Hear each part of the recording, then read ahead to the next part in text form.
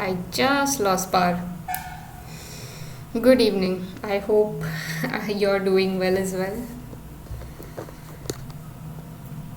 So it's our last week of the course.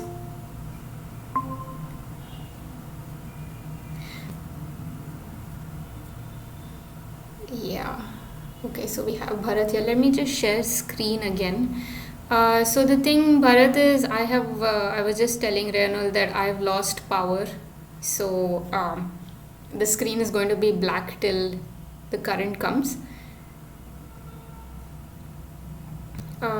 So I don't know how I'm going to do this. I usually have two screens, but let me see how this works. So my monitor will not work. Okay, okay, you can see my face somewhat. Alright, I have increased brightness. I hope this doesn't die out. I might also lose battery, but we'll just carry on as far as we can. I'm on data and I am recording. And if I do, okay, cool. So if I do miss out a portion of the class, if my battery dies out, I will record the questions and the discussions again and upload it. Right? So I'm not on Wi-Fi, I'm on mobile data now. So let's see how it goes. I'm going to start. So it might take a while because I'll be switching between different screens. Oops. I can't even see your responses because this is okay. Alright, so let's start. So can someone tell me what is the optimal yield problem, and could you explain this with the help of any example?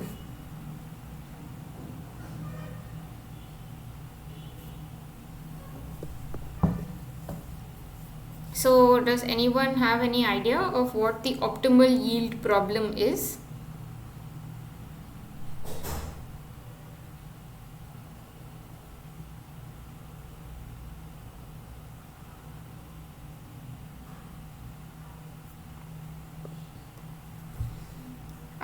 You can use the chat box. I don't know. Okay, I have the chat box also open, but it's covering a lot of the screen. You need to give me some responses. Yes, no. You have some idea.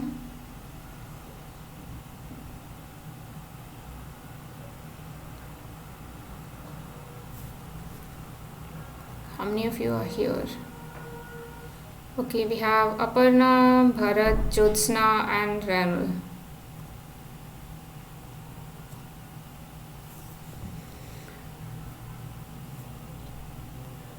So anyone, what is the optimal yield problem? Okay, I'll give you a hint. You can use the example of fishing to try and discuss what the optimal yield problem is. Point at midpoint of a sigmoidal curve. Okay, so that is optimal yield, but what is the problem in this?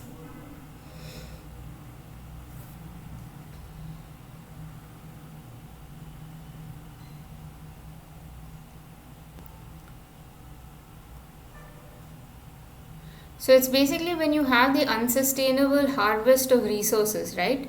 When you are harvesting, yes, optimal yield is never achieved. That's right. So when you are unsustainably using resources, it does not replenish or it does not regenerate. So that causes a problem, and it causes a problem to a lot of fishing industries because we'll cover this in later slides as well.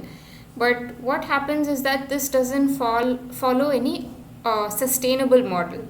So this is a very unsustainable type of a harvesting practice where we tend to use, I think the example in the lecture was given of whaling issues, where they started whaling one kind of whale and fishing one kind of whale, and then when the species rapidly declined, you had another species that was rapidly hunted till the levels of population of that species rapidly decline, and then finally they had, like, I think they did this for about 7 to 8 species, and then there were no species left, right? So you need to do your harvesting of whatever it is in such a way that there is still a viable population that remains in the environment.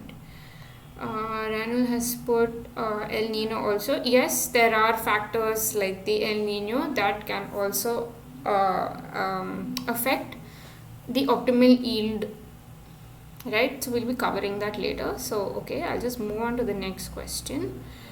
The number of individuals added to a population from one generation to another is contributed by natality and emigration, natality and immigration, immigration and emigration, immigration and mortality.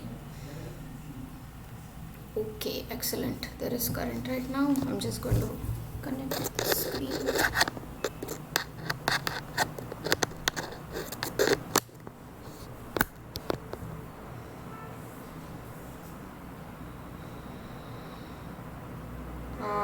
Is anyone using the chat box?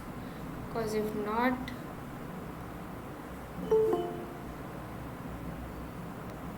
oops. I'm just gonna expand this to that screen. Okay, you're using the chat box right now. Okay, all right. Yeah. So, what is the answer for this question? Tell me whether the number of individuals added to a population from one generation to another is shared by natality or emigration, is natality or immigration, immigration and emigration, and immigration or mortality.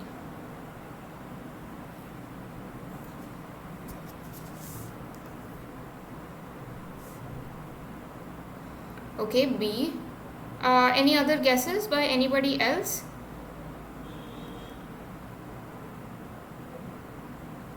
So Ranul says it is natality and immigration. Okay, Jyotsna says B, Bharat says B.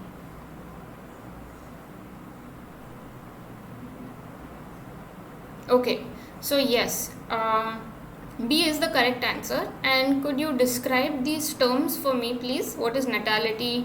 What is emigration? What is immigration? And what is mortality?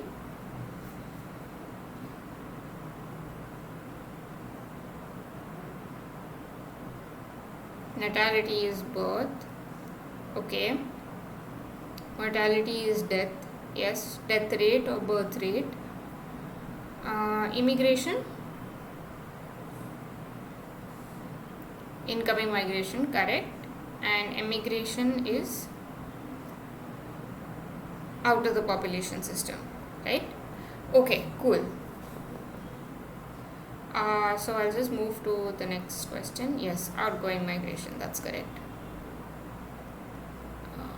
Okay, so here you have a graph of fish that has been harvested in different zones, right? So you have sustainable catch, it's described in tons per year, and then you have fishing effort based on the number of boat days spent fishing, right? And then you have a curve that shows you the maximum sustainable yield at here. And then you have one zone that is explained by underutilization. The next zone is described by the optimal yield, and then the next zone is described by overfishing. So can someone explain to me what this is telling, what this graph is telling, or this diagram is representing?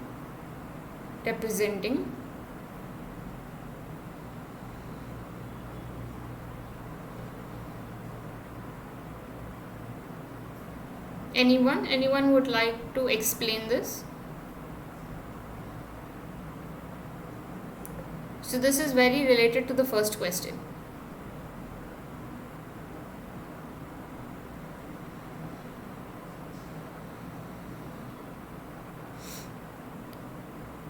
So as I was explaining earlier, uh, you have the maximum sustainable yield when you harvest a certain number of individuals from a population, right? It is the highest proportion of fish that can be removed from the total population without affecting the maximum yield in the future.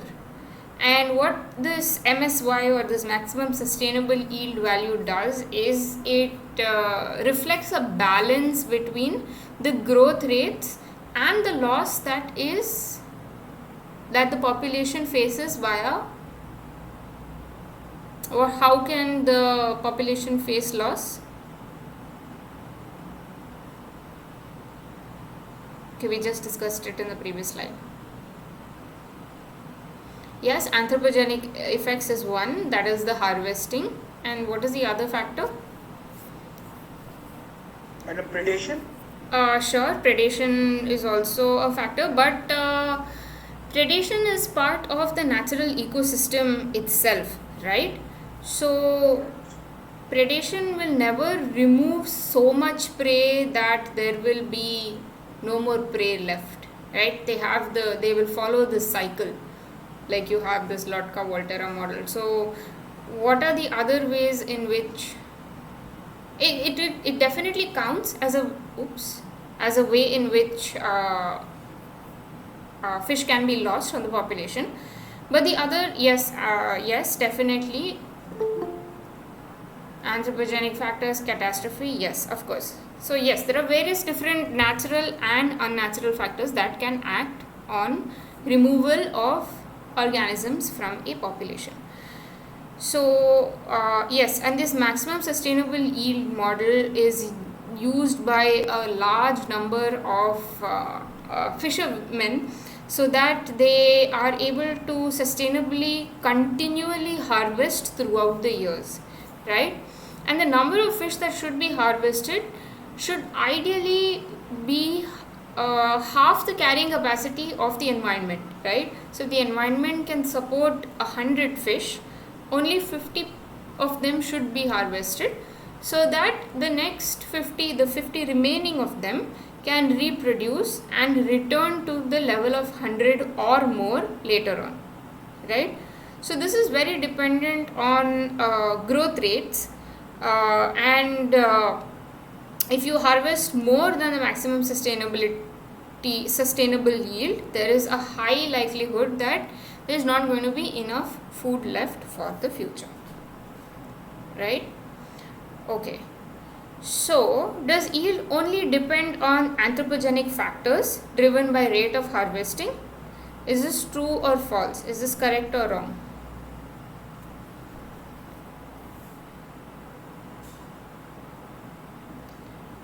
False. Okay, so Rhino disagrees with it says that it is wrong. Anybody else?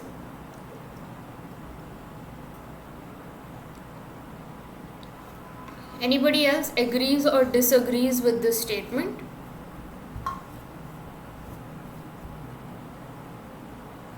It's false, madam. Yeah. Okay, another. Okay, everybody says it's false. Okay, why is that so? Could you give me some justification for this? Okay, we have agreed that this statement is wrong. We just discussed it earlier. What are the factors? I just mentioned it. They can be, and Reinhold had also mentioned earlier, they can be a lot of environmental factors also, right? And how are these environmental factors acting upon the ecosystem and the harvest cycle? How does this play a role? I don't know if you remember, but towards the end of last week's class, I was discussing certain things. Yeah, and that is very much related to this particular factor in today's lecture. So I'm going to pull up a graph and I'd like someone to explain this.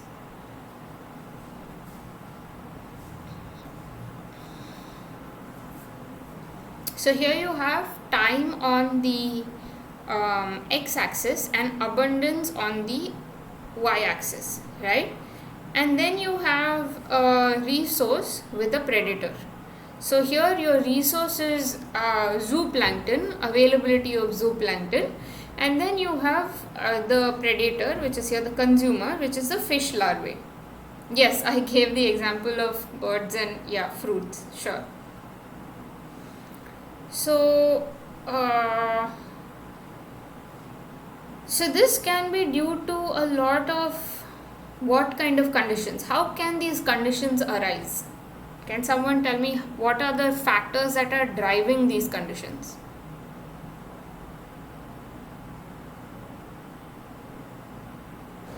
Yes, El Nino.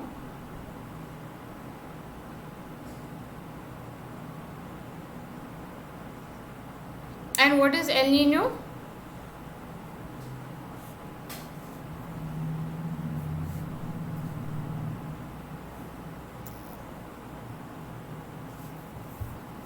Change in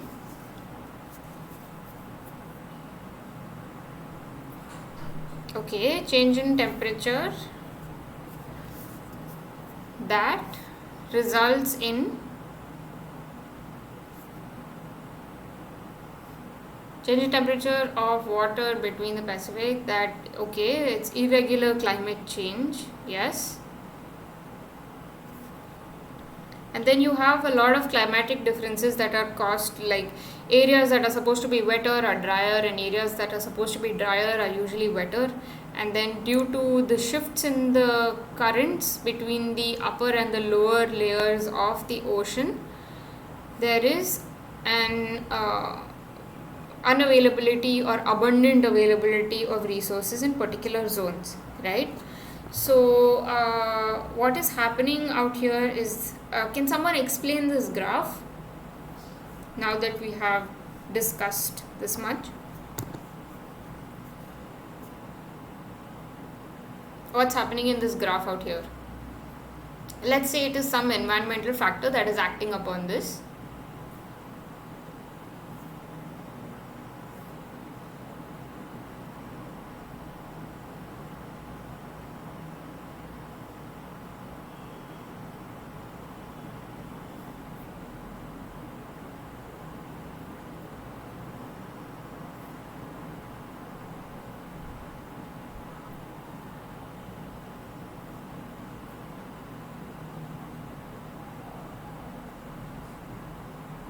Come on, somebody has to explain this. We just discussed all of this. Resulting in bad monsoon, okay. But what's happening in this graph?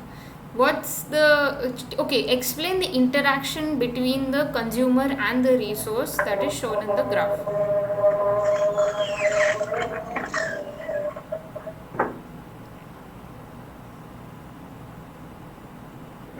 Mismatch hypothesis? Yes, correct. And could you please explain this mismatch hypothesis?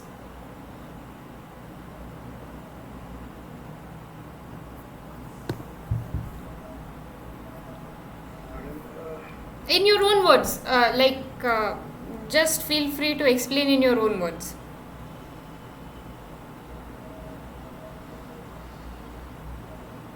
Resource clash, madam? Resource clash. Crash, okay, yes, yes. So what is happening is that in an ideal condition, consumers such as even fish time their breeding cycle in such a way that it coincides with the abundance of available resources, right? So here in the case, the fish breeding cycle is scheduled in such a way that you have fish larvae in a period where there are high levels of zooplankton available, right? So that the fish larvae get food to eat and then they can go and carry on their reproductive cycle. But due to certain environmental effects, like for example El Nino or any other climatic variations, there is a mismatch in the availability of the primary resource. So here you can see over time, the peak in the availability of zooplankton moves from this region to this region, right? Due to some, yes, environmental factors. And what happens is that this mismatch might happen in such a way that the fish that are born during this peak period will not have any resources, right? They won't have any resources to survive and they will all die because the zooplankton resources are peaking out of the fish larvae cycle, right?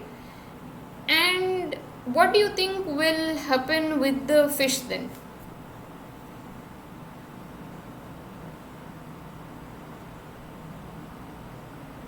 They will die. Yes, in the current population they will die, but what do you think will happen over time?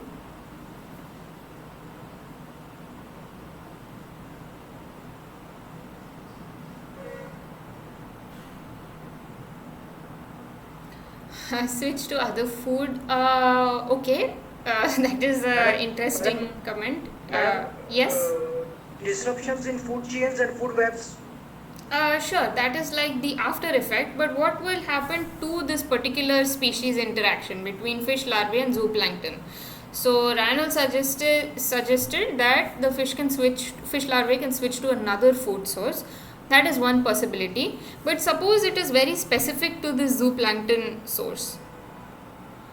Population take long period of time. What does this mean, Bharat? Would you like to explain a little further?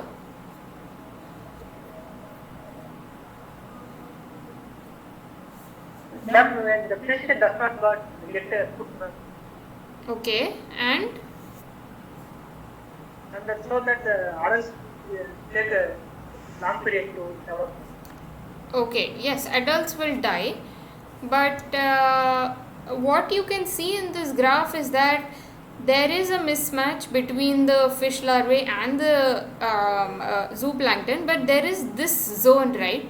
So there are a few larvae that hatch a little later and do receive the food resources, right? And so what can you see out here?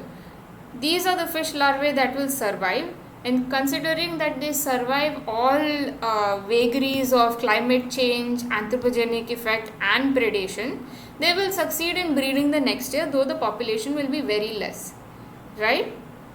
But then, since these larvae were born late in the season, it is most likely that their larvae will also be born later in the season.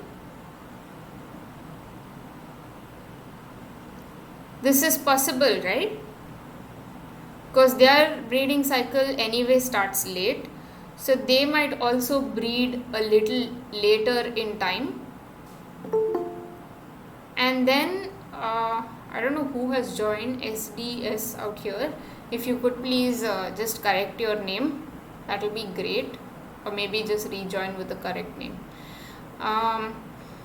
Alright, so what will happen is that these larvae will survive, and then ultimately, due to phenotypic plasticity, these particular larvae will increase in number, and then they will try and match their breeding cycles if their population increases with the resource peak cycles, right?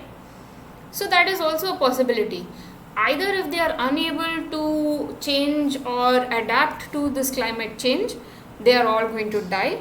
But if there are a few individuals that are resilient enough to face the effects of climate change, they can survive, and also their reproductive cycle will somewhat try and coincide with this resource cycle that was an initial mismatch with the first population.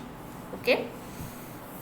So yes, yield does not only depend on anthropogenic factors, it also depends on environmental factors. Okay. So when can you say a pest is classified as uncontrolled? When it damages 50% of a farmland, B, when it damages 51% of a native forest, or when it damages 5% of a farmland of high economic value, or when it damages 100% of any area.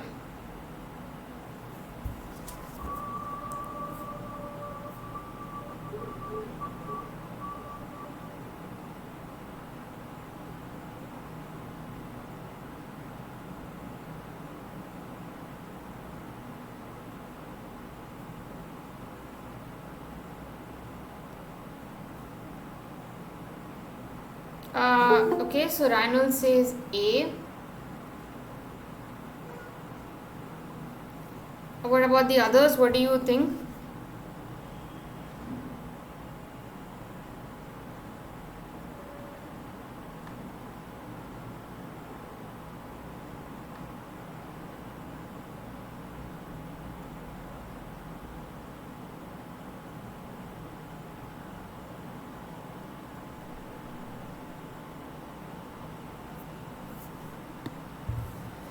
Bharat says C. What about the others?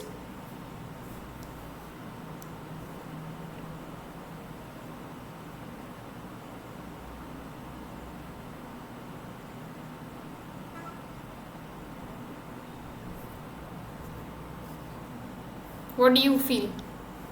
I need some more answers to start discussing.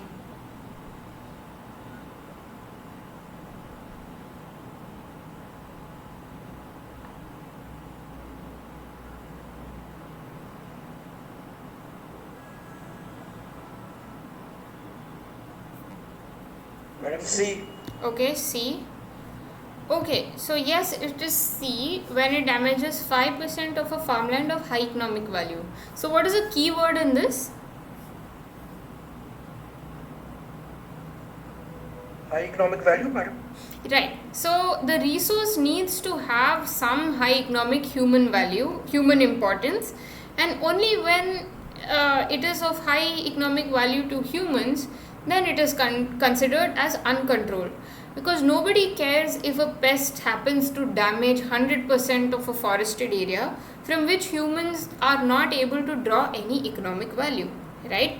So, you must remember that it needs to be some resource which increases, which is depleted and is of a high economic value.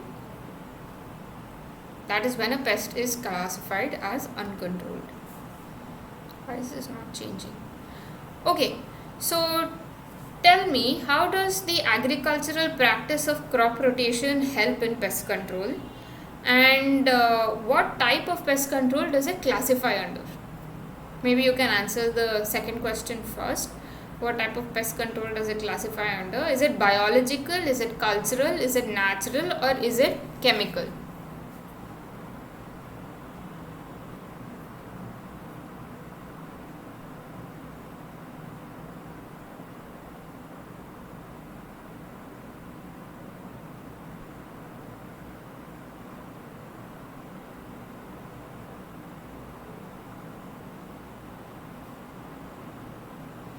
B and C, okay. A, okay. B, okay. C only, okay. Okay, now I'm curious. Why do you think it is C? Okay, Jyotsna also says it's C. A lot of mixed answers out here. That's interesting. Crop rotation naturally prevents pests. Okay. But is It crop... prevents, Yeah. madam, crop rotation helps in combating depletion of soil resources, soil nutrients, continuous depletion of the same kind of nutrients that happen in monoculture practices. Sure, yes. I agree with you on that. But actually, so going back to what Reinhold has mentioned, crop rotation naturally prevents pests, okay. But crop rotation is not a natural process. Like crops don't themselves rotate, right? There are humans that are acting on a piece of farmland and that are causing these crops to rotate. So they plan that this season we'll be having crop A, next season we'll be having crop B. So this means that it is, the correct answer is actually what Jyotsna had mentioned earlier. It is B. Culture. So it is cultural in nature. And how does the practice of crop rotation help in pest control? Yes, Shabir had mentioned that unlike monoculture, crop rotation does help in restoring soil nutrients. But and then Ranul says not every crop is eaten by pests. What do you mean by that? So I have one crop growing during this season. I'm only having one kind of crop and one kind of pest. But what happens? Locust, okay. So the locust is only feeding on one kind of crop and it completely invades the entire crop. But when I rotate the crop, what happens?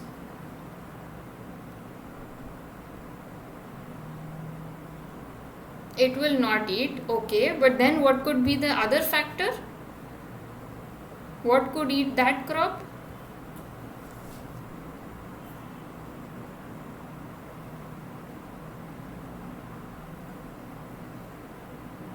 So you say locust will eat crop A, then you have crop B. What will happen to crop B? Crop B will not be eaten by locust, but what will it then be eaten by? It will be eaten by something, right? It's going to be eaten by some pest, some other pest that is probably not a locust. So, yes, exactly. No, in the area, but that will not be there. No, but it will come there, right? So what we are trying to do is rapidly rotate the crops so that the pests are not able to establish like a large population, right? Because if I grow crop A again, then the number of locusts in the area have already increased so much. If I grow crop A again, there's going to be more of a damage than the first time, right? So I rotate the crop, have another crop, so that then I'm still waiting for other pests to come, right?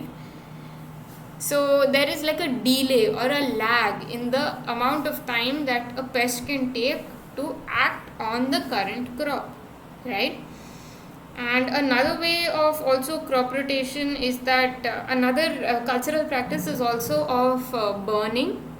So once they harvest the crops, they burn the entire area, and that also kills a lot of pathogens and unwanted microbes in the area. It also like replenishes the soil.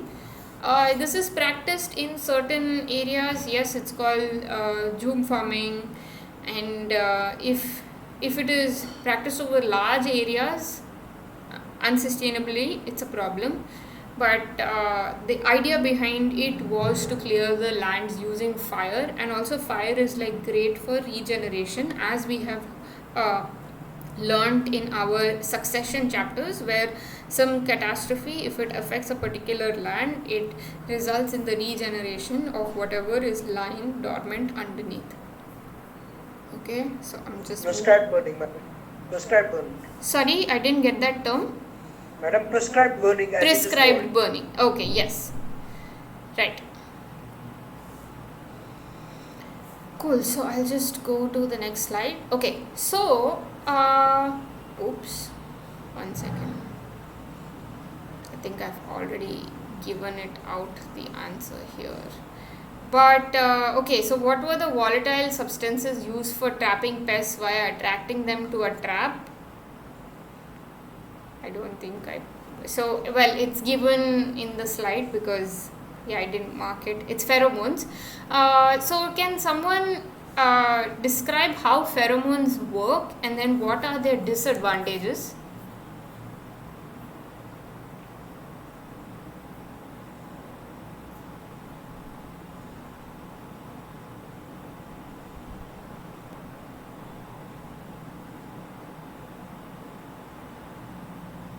Okay, pheromones attract insects for mating, correct? And how do you use pheromones to work as a pesticide or an insecticide?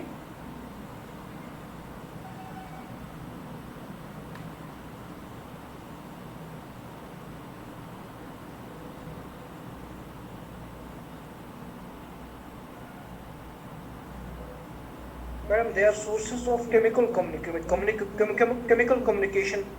amongst the population of a particular insect species. Yes, correct. Yes. They are, yes. Okay, fine. And but what are the disadvantages of using pheromones?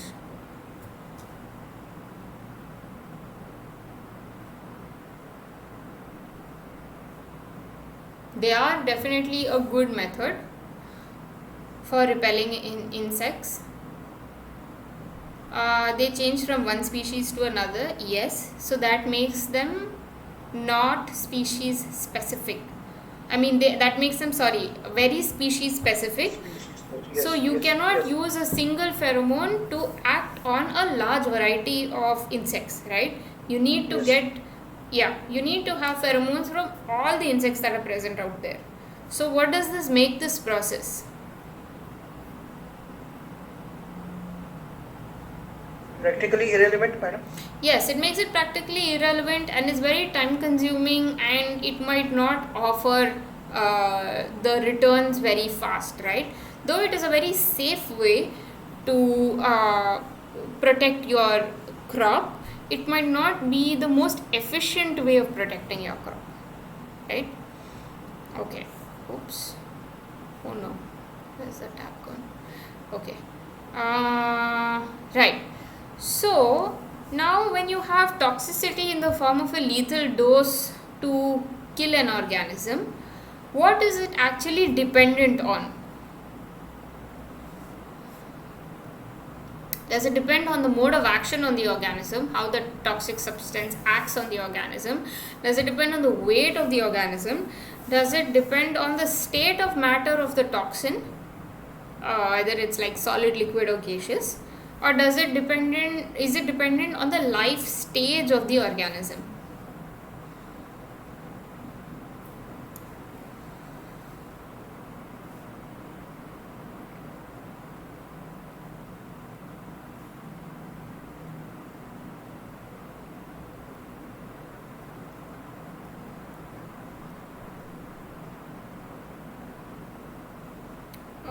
Would someone like to explain this or take a guess as to what is the most likely correct answer to this question?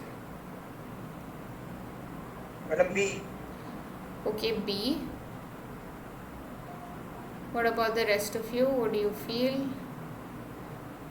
Shabir says it is B.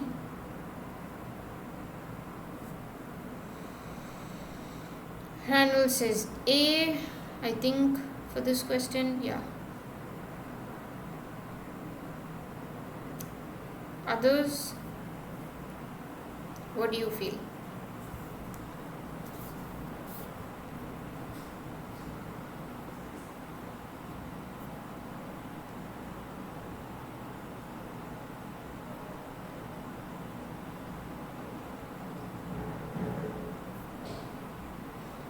Okay, so Shabir is correct. It's actually B, the weight of the organism, because the amount of toxic substance that is required to produce an lethal effect on an organism is dependent on the weight of the organism, right? So if I have a 5 kg, let's say, I don't know, okay, let's talk about rats. If I have a 5 kg rat versus a 10 gram rat, the amount of toxic substance that is required to kill the 5 kg rat is going to be more than the amount that is needed to kill not 10 kg rat, the 10 gram rat, right? So the weight of the organism is directly proportional to the amount of toxin that is needed. Okay. So if you consider the term biomagnification, which of the following statements is not true? Is it something that occurs when an organism is unable to metabolize the toxin it has ingested? The toxin cannot be excreted from the organism due to low water The previous question. Sorry, why is this not going back?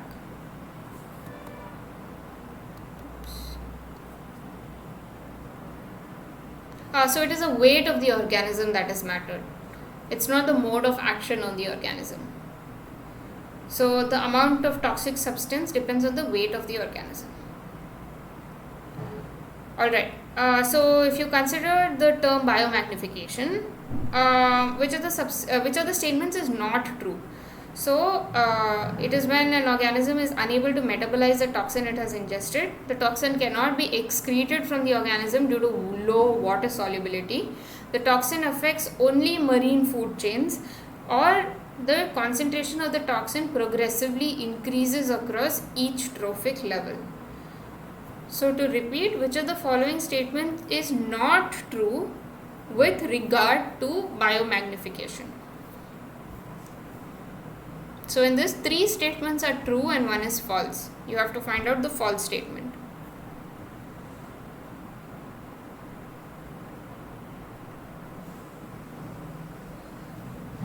C, madam. C, okay. 1 guess for C. Could I type? Is my voice not clear?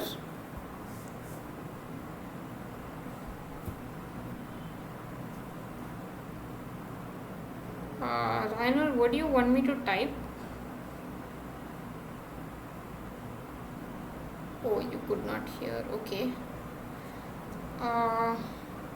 For this answer or the previous answer?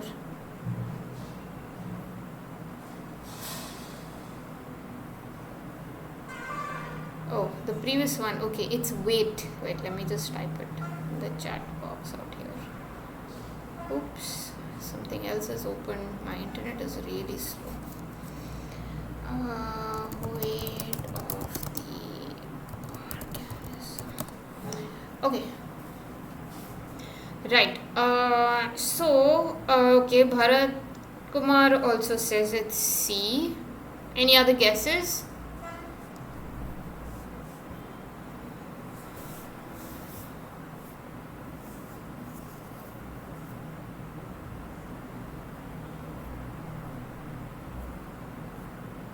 Okay, C. Yes, so it is C, right? So, what happens in biomagnification? An organism is unable to metabolize the toxin, and then it cannot even be excreted from the organism because it doesn't dissolve in water, right? So, it continues to accumulate in this organism. And what is the difference between biomagnification and bioaccumulation? Could you tell me? Could anyone tell me?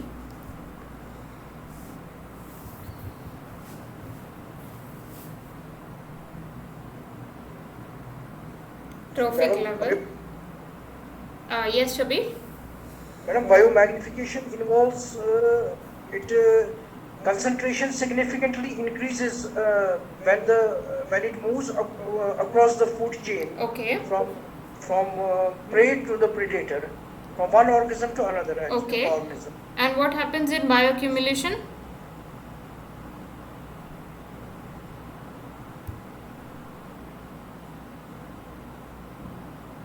Randall says it's the same, different in magnification. Okay, the trophic level. Yes, that is correct. So what happens in bioaccumulation? It acts on only one organism, right? Suppose it is fish, it happens only in that particular fish. But what is happening in magnification, when several fishes are eaten by a larger fish, all the toxin from fish A gets into several fish A gets into fish B. Fish B is again not able to excrete this toxin or metabolize this toxin, and this fish B is eaten by bird C. And bird C eats several fish B's that have lot of toxins that have been accumulated from the A fishes. Right? So finally, bird C has such high levels of toxin that it ends up dying. Right? So the concentration of toxin progressively increases across each trophic level in biomagnification, whereas in bioaccumulation it happens only at one level, one trophic level. Okay, so next question. So the process of using microbes to convert toxic waste to lesser toxic or non-toxic compounds is known as detoxification, micro-antitoxin, bioconversion, or bioremediation.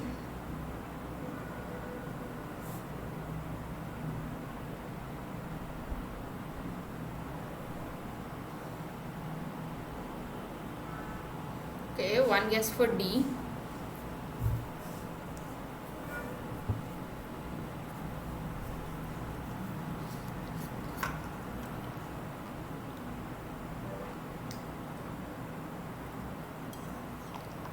Okay, another guess for D.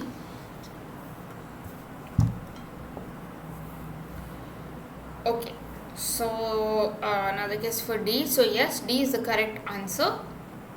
When you use microbes, or it could be any plant or fungi as well, to convert toxic waste substances to lesser toxic or non-toxic compounds, it uses the process of bioremediation, right? Okay. Right, so this next figure is showing you two stages. One shows you before an anthropogenic effect of mining activities, and after shows another effect. So what is actually happening here? Could you describe what is happening out here?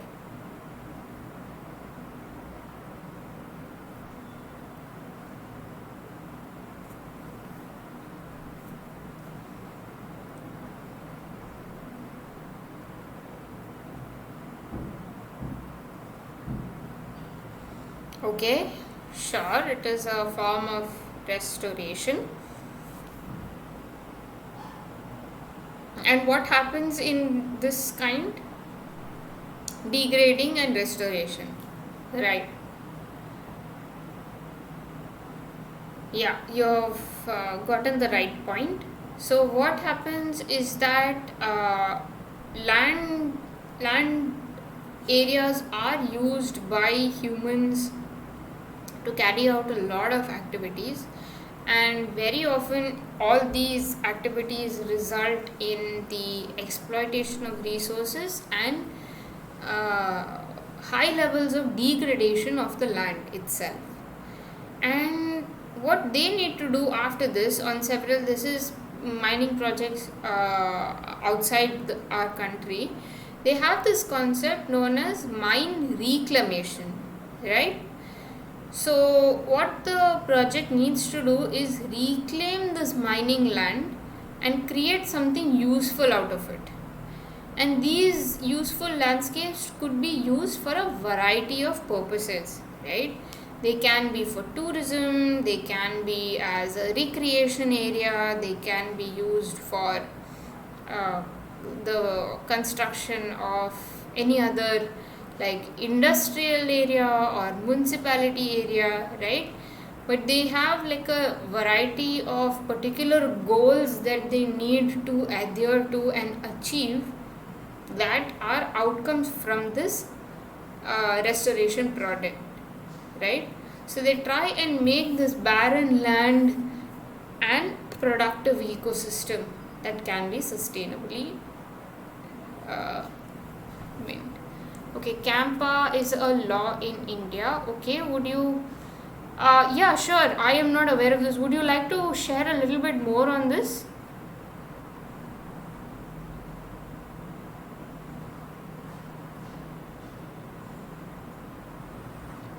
So what does this actually cover? I mean, I could also compensatory afforestation. Okay,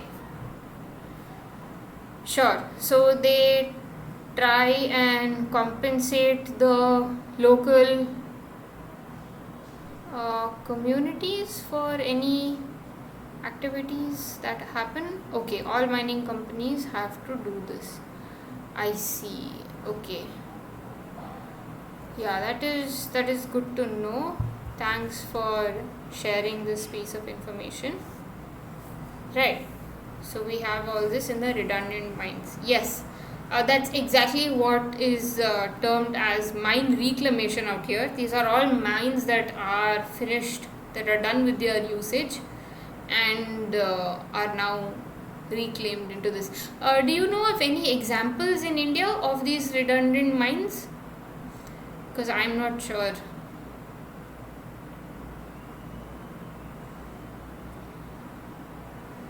Are there any that are present in India? In Chhattisgarh? I see. Okay, cool. Right. Korba. I see. Okay, cool. I think maybe we could discuss this sometime as well. So this was actually my last slide, and I think this is going to be the second last of our tutorial session. So the next session is going to consist of revision. And are there any concepts in particular that you would like to revise? So I want to start by asking you this first, so that I have an idea of what to cover in the last one. Are there any particular things that you would like to know more about that was covered during the past 11 weeks? Then we can do a general overview, of course.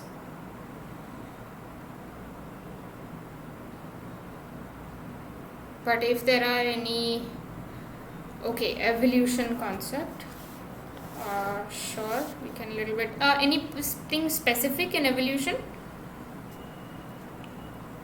I'm just going to write these down.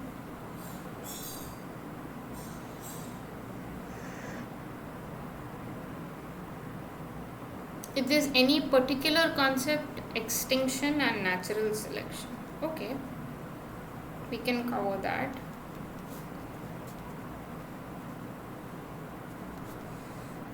Okay, sure. Sure. Any other concepts that you would like to me to explain?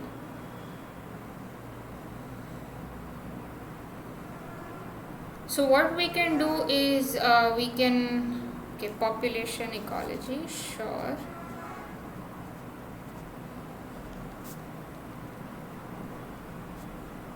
Okay, do you mean some graphs? Okay, sure. We can go over the graphs. Are you talking about the Lotka-Volterra model population ecology? The predator-prey cycles? Okay, sure. Okay, so the Lotka-Volterra model. Okay, you don't need to go very much in detail, but I think the basic concept should be clear. Okay, I'll make a note of that. Right. Anything else? So what we can do for the last class is that the first half we can do some general questions covering all the concepts, and then we can focus on any particular concepts that you have any particular doubts in. Bioanalysis of geographic distributions. Are you talking about biogeography, Bharat Kumar?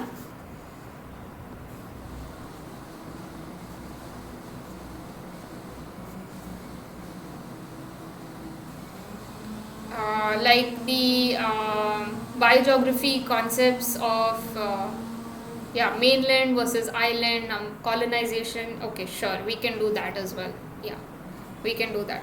Sure.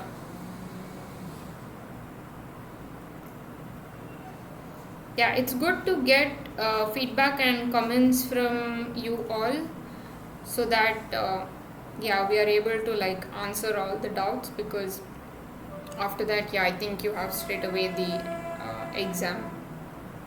I'm not sure of the date. What date is the exam on? Are all of you giving the exam, or are some of you giving the exam?